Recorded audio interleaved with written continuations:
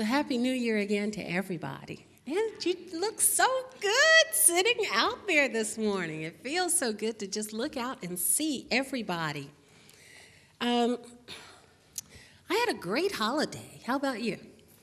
Yeah, just a wonderful, wonderful holiday, and maybe one of the best I've ever had. I think it might have been. It was just great to get together with family and friends and just sit around the fireplace and talk and laugh. A lot of laughing. So it was really good.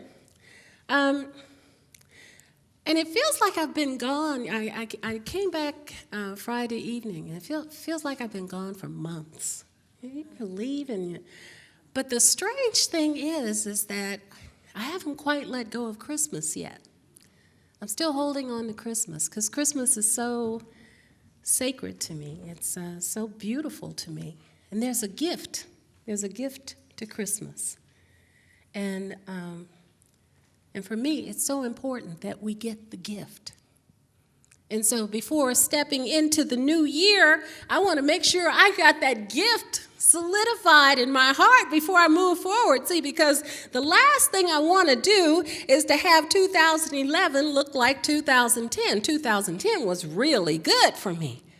But, with what we know, the more we know there's more to know, and that there's greater and greater and greater good here for us, then why would 2011 need to look like 2010? So what do I need to see? What do I need to embrace so that something new is going on in my thinking? See, because if there's nothing new, then nothing changes. Oh, don't you just hate that? If there's nothing new, nothing changes. So my question to you this morning is, what's new? What's new? Think about that. What's new? What's going on in your thinking right now that's going to make this new year different? What's new in the way that you're thinking about prosperity and abundance? What's new in the way that you're embracing and accepting health and wholeness? What's new? Because how many of you, I hear everybody every year saying, oh, I can't wait for the new year because this one has really been bad. I'll be so glad when it comes in here. But what has happened that's going to make it different for you? What has happened? What has shifted in your thinking that's going to make this a new year for you? And if nothing has shifted, maybe it's time to kind of just step back for a moment. Maybe it's time to step back and embrace some new ideas. Maybe it's time to embrace a new acceptance about life, about your relationship to life. Maybe it's time to embrace a greater fullness of who and what we really, really are. Because when we hear the words that we are living and moving and having our being in an infinite universe, and that we are made in the image and after the likeness of an infinite power, and that what's true of this power is true of us, then we have to look at our lives and ask ourselves, how infinite does this look? Does my life look infinite? Does my life look like the sky's the limit?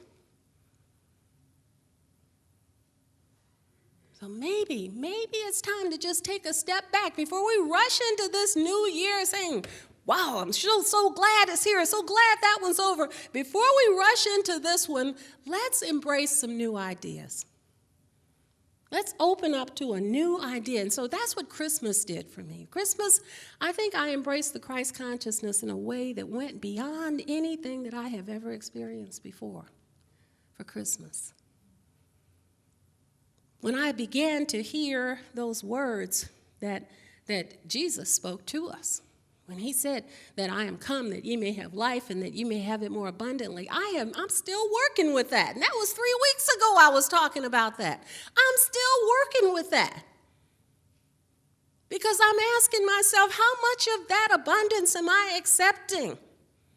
And how much of that abundance am I saying, no, I can't have that. I couldn't possibly have that. I'm still working with that idea of health and wholeness, recognizing that it's already true of me, already true of all of us, that the Christ consciousness promised us. When he said, pick up your bed and walk. He didn't say next week. He didn't say when you get better. He said, pick up your bed and walk when? Right now. Because he was saying there was nothing in our makeup that would mean that we couldn't do it in this moment. So see, I'm still working with that. Now I know, I gotta step into 2011, and I'm stepping. But I am asking myself that question. I said it to myself. I was on the plane, just getting off the plane as the new year was coming in, and I was asking myself that question, Dar, what makes 2011 different? And I want you to do that for yourselves. What would make this one different? So, this morning it's back to basics, which is what we're doing all over the country and the world in Science of Mind churches. And what we do in the first Sunday in January is to go back to the thing itself, the very first unit of the Science of Mind textbook. But this morning, I'm going to do it a little bit differently, because usually I go through the textbook in that first chapter and I pull out some of the wonderful things that Ernest Holmes has said and I repeat them to you. And I've done that for the last 10 or 12 years. But this morning I thought, well, if we're going to have a new year, we're going to have a completely new format for doing it. So maybe Ernest Holmes won't be a big part of this, but we will definitely be talking about the thing itself. Because you know what? An idea doesn't belong to you unless you can explain it for yourself. It's not yours. It's just what somebody else said. We want an idea that belongs to us, where we can truly express it. Okay. So I want you to start by emptying your cup. Just empty it. Whatever you thought you knew about the thing itself, you don't know that anymore. You're here for the very first time. So at the end of the service, when I say who's here for the very first time, I want every hand in the room to go up. Okay? Because we're hearing this for the very, very first time. We're going to give ourselves permission to have fresh ears, to suspend the urge to just make it what it's always been when we hear it. And when we do that, we shake, oh, yeah, that's right, yeah, that's right. No, I want you to say, wow, did you hear what she just said? That is awesome. That is awesome. We are living in an infinite universe with no limits and no boundaries. That is awesome. Health is right where we are. That is awesome. It belongs to us right now. That is awesome. Prosperity belongs to us in this moment. That is awesome. Did you hear her? That's what I want you to do. That's fresh ears. Okay.